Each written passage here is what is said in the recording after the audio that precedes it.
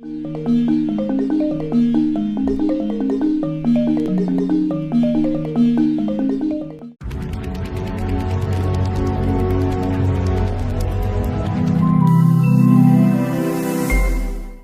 was in for my car about the bar Okwawuman TV so ye njuma di ahodo edi di mu ko piepie mu ewo nkro ahodo so ewo Kwahu no na di abepie mu enne dai ye gina mu ewo Kwahu Bepong yaba ne nananom ewo ahemfia ebedi enkomo abisa kro na Abakosem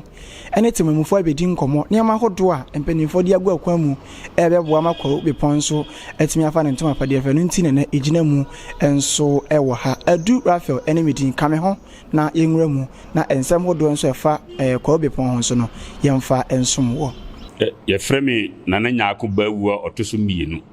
Kwahu Bepong ahene me amene Kwahu gwantoafo hene o Kwahu mansimu ha ana wadaroma yensem bi se dikan abusuan ben ene di akonwa ewo Bepong ha ye aduana amwakare ene di Bepong ha akonwa ye ase efri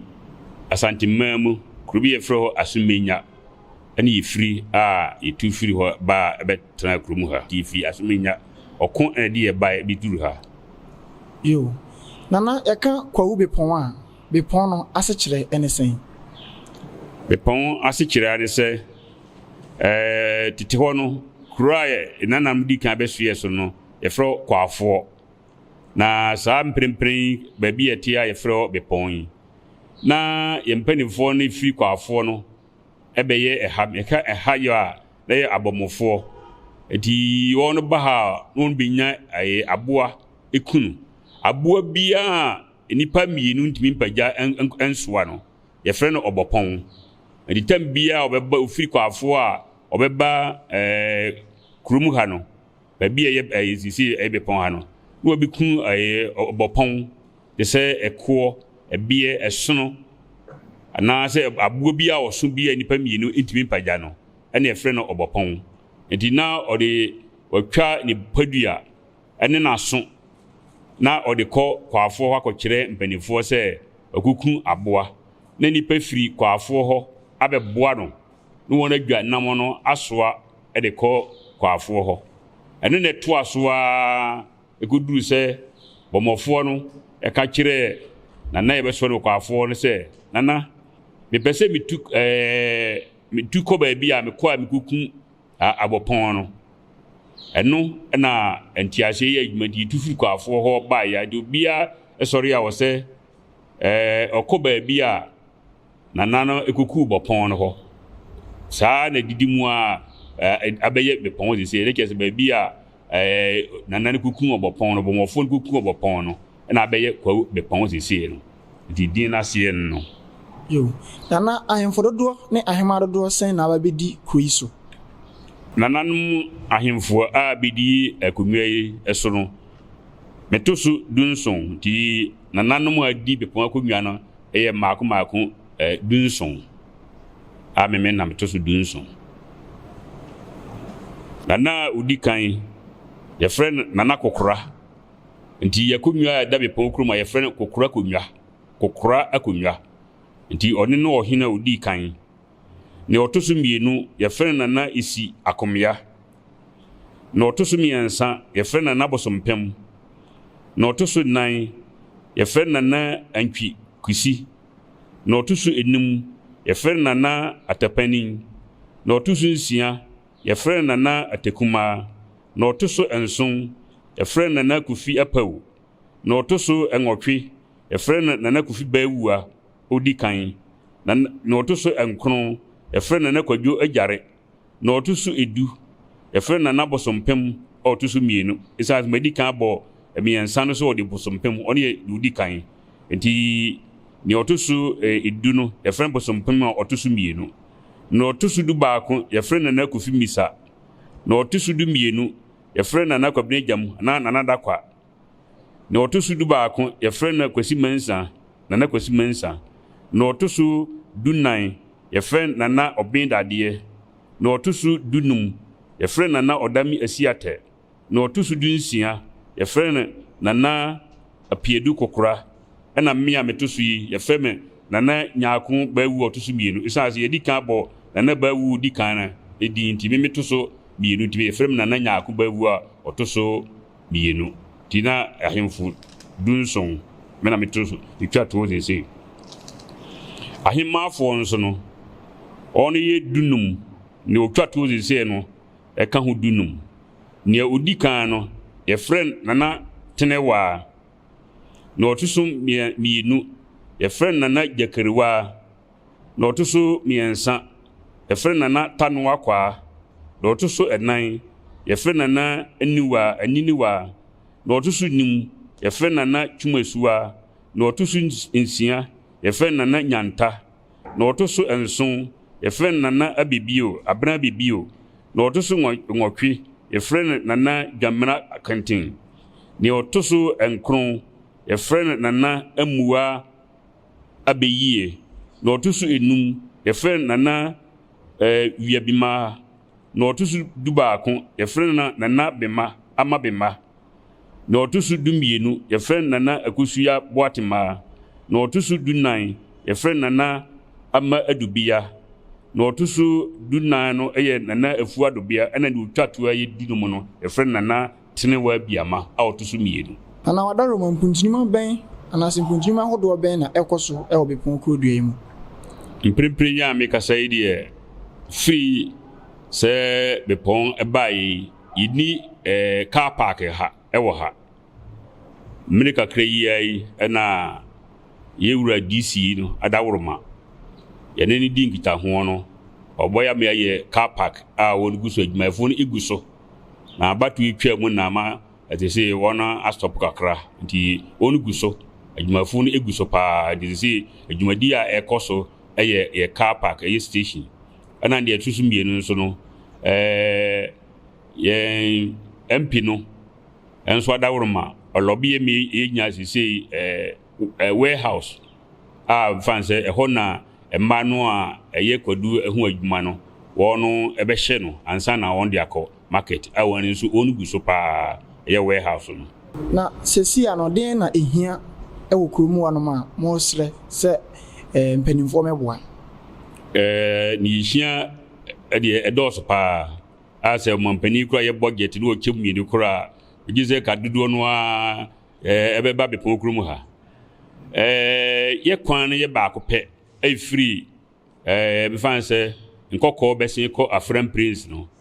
ye kwan ye kitwa kura ndi ye obabi a ye pese ye de bypass a mompani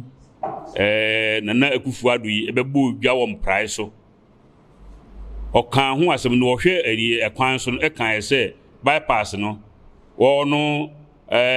eduro wanim to won be ye aboae bi sisa me won be ye sa de ne hayen papa ase eyi bi bakrum ase ne se yi ne do so kura na traffic aba di bypass no ya de hu hia papa ana fi town rules no nanka ifire soro a e kan ba ko ya kan mienu nanso empraso de aye district capital ndi ho de ona anya bedi dada nanso meka sei onu gusu wo mpraiso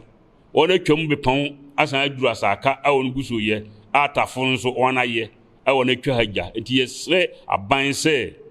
otwe ni mehwe Bepong ni ya kwan ye tan rules no ana fi ntomim kwamam ha nyina ntomim eye baabi a yenya aduane firi ho pa nanso eho akwan enye ana fi electric poles abegu ntomi ho buru mfinhia be se dunumuni a poles ndasu gu ntomi mu ho a onu enya electricity ni bi tie stress aban entwene ni mehwe yinuan mewo ntomi mu no emayen ana fi wona kwan no sisi baabi a ye fa ko ntomi mu no asubon bridge ye ho no akraki a hu papa enti meni me manfo ene ye di ho odin aye wooden bridge bi a ene won fast kakra enti saban amehwe ne se heavy truck bi ko fast pepa e de ato yuran kese beba ko mamu ha enti yesre aban se ntumi mu kwan no onom amehwe enyeman na nkania nso inuru ho ni nkura nso nkura bibire wo ho a woni hia nkania ne bi na daworoma omaya ehwo no so enya nkania ne bi ana wadaro ma wakasa yemu no wo kire se wo na ye dwanto ahene ewo Okwawua na eno no betima hyira se kakra de aman yo dwanto ahina yena na se kire ane se unya asem court se ahinsemu wano pa anase ofum Kwawuman a na gise me ha na odi dwanto ebeba ebia no wafum aye bibia ohene kuranse se oye na manfo no bo charge be pa se utumirika na obe dwane toa me na yekopa nyesi bia abrante kuro ko wi obi brode ni egu so ye kirewa na wo se mekodwana toa na nyesa wanya asem ko de se aban mu a ibitimi aka ho asem no na odi dwanto aba ti uti se ahinsem ba pepepa na yesu utumirika ebedwana toa me na yen miso mitu eho anamon na dwanto na idwumadi kese ewo ho no na wadaro ma ye ba Okwawuman mu anim se yekokwa hutafo nsi hu no moye adua mo ya atadwe mpraye sonso eyayewa na Bepong ha nso monso mo de enesen Bepong ha de ku adwuma kese pa na ye the whole Ghana kura metima ka se coffee ye pe coffee pa ha eye kura amse edikan o Ghana ma mu nyina a coffee wo ha pa ena nuachi nso kwadu cars be se won kan ni nyina dodo no a efiri Bepong ha eneko ena abrobe nso yedua no ha ena entorwa adwuma nyina nso yamanfo no Kwahu ha de anas Ghana mic ingina Bepong si yenya ma efiri apa kokuo nso ewo ha na mo yeme na yene se coffee ene kwadu ene ade am fanse ene o ha papa ana wadaro ma coffee no amudua no o ha obe na muhia ewo coffee ne hawo ewo mu kese ene se aban intwa abo ma coffee de se nia koko ebo ho a ebi afi bi wo sa na aban atum eni wo sa na yere ho sem ewo mu de se eye Dr. Akutu a oye Minister for Health Agriculture no madam for papa no a oto coffee ewo Ghana mamu gasi yem das bre onyan ba bi kono ena di Dr. Akutu Akutu no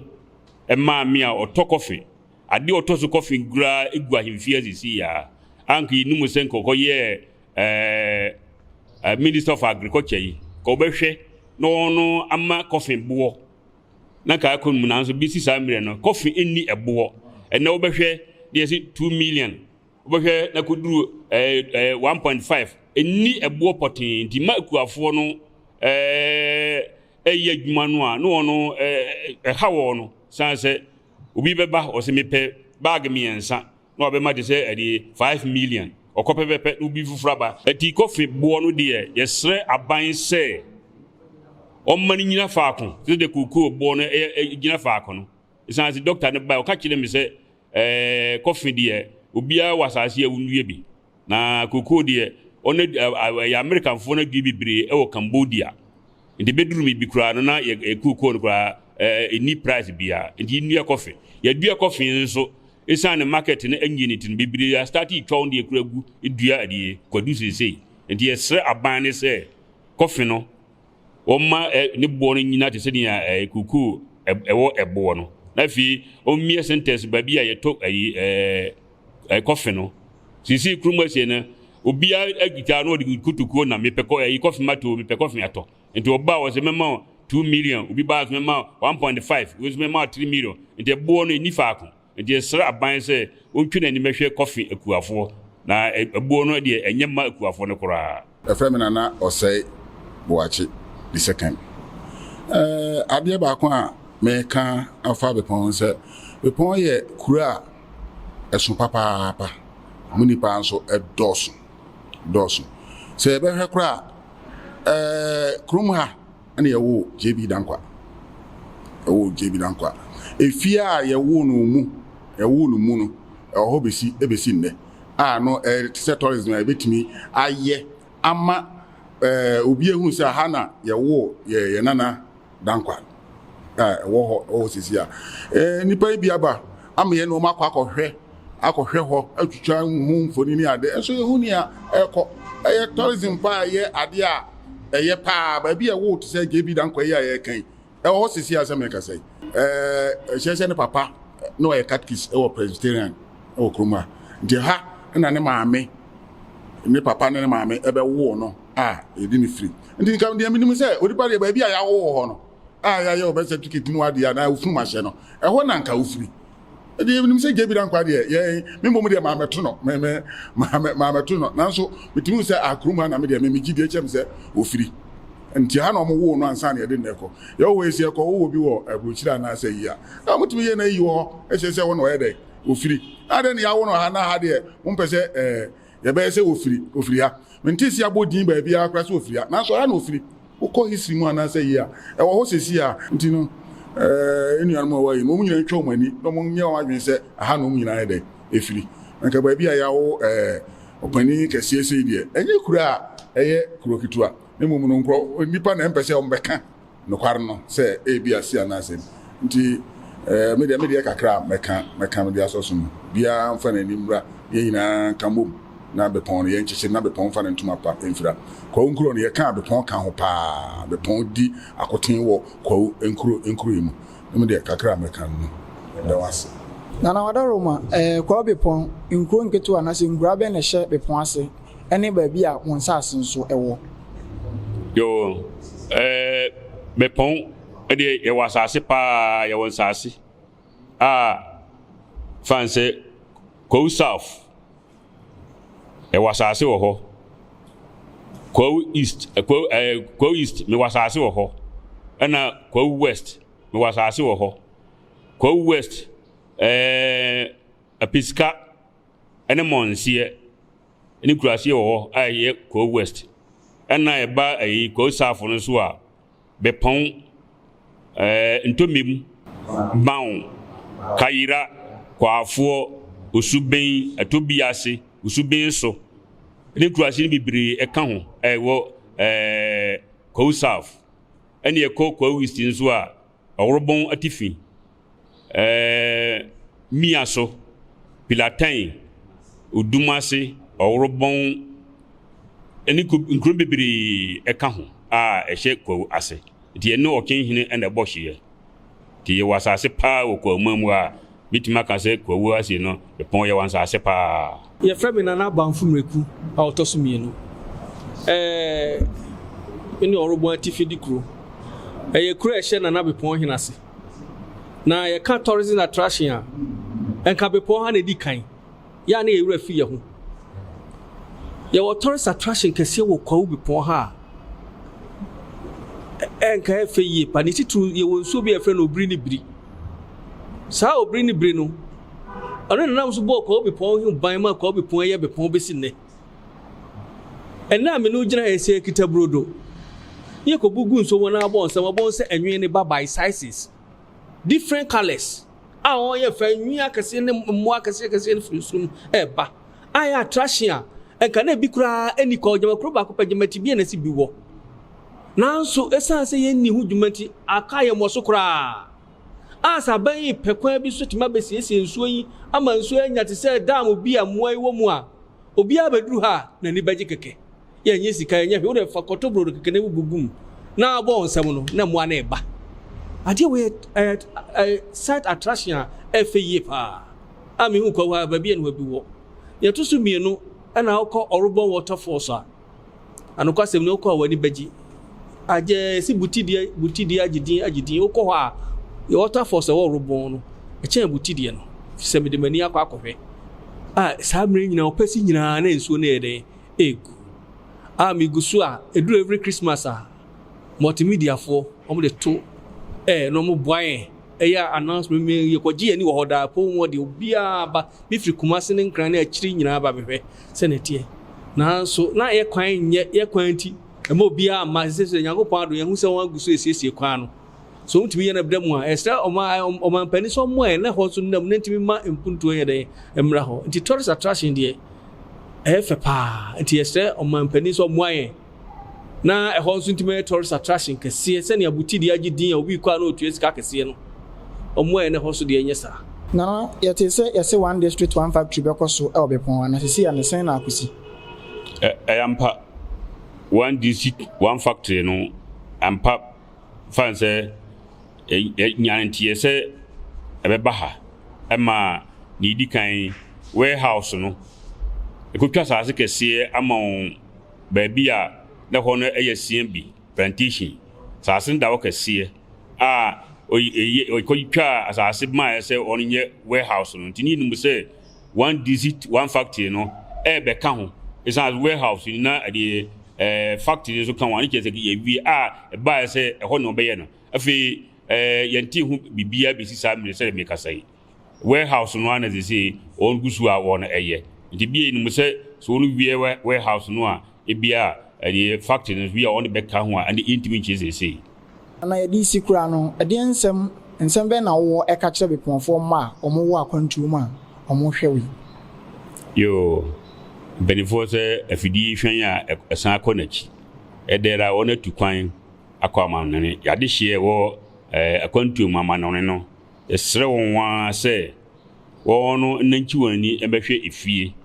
na asase no wona pa ebemo bi na wona ye factories ana se plantation bi no won pekura CMB adawroma ye wasase kese da ho pa enti wona ba ebemo na asase no wono aye plantations bebre na atimi aboa emrantie no exist youth employment no abeboa die sre won se ene bibia eye abefo kwan so yenkwara nso wo se won mwa na computers ene ni edibua nkwara yi school komu won tweyani no meboa nkwara no na yenso yedi mpaebo etawo nachi se won meboa maye mwa na edera fidi ahwan a ekoninchi masemisa mubisa nana ne etwato se asembe no wo ka kire ne manfo a ewo amanane no ena mede kakra eto anana de no so yesrewom kuro no ye nyina dia empani abube se obaako were dura egu ma omuntieti yesi ema kure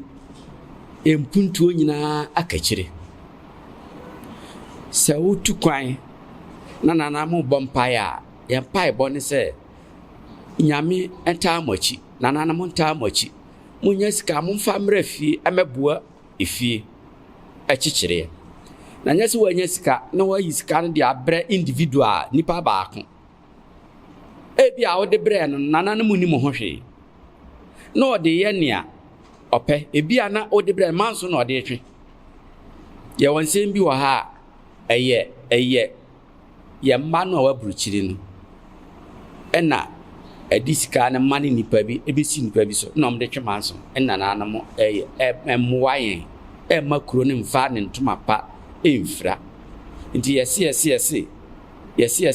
no ahemfie no yantum ahenifie obia timi wura ze de na mabai a yenu dinkita asem bi kire wo so abonja bra oh nananam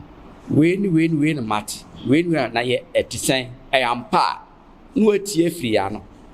ema obi nkan kire bia na obi a sebe o time yemu bi oni nanazo so wo manso ana se na ono wakane de poto oso te ya na odina saa de na edi kuro yinya ema kuro no enkoso nti yesrewo ade bia omoye no omunyi ahensam ento nche na omuma Bepong kuro no Bepong no enye won no anisu ade ehu ade na meye ade aboa Bepong ama Bepong apeda enye die na mede ekoboa minua bi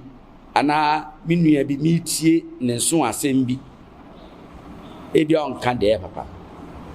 enti kuro no amama Bepong no enye won asem hia papa omma no ni wo mu bibia kan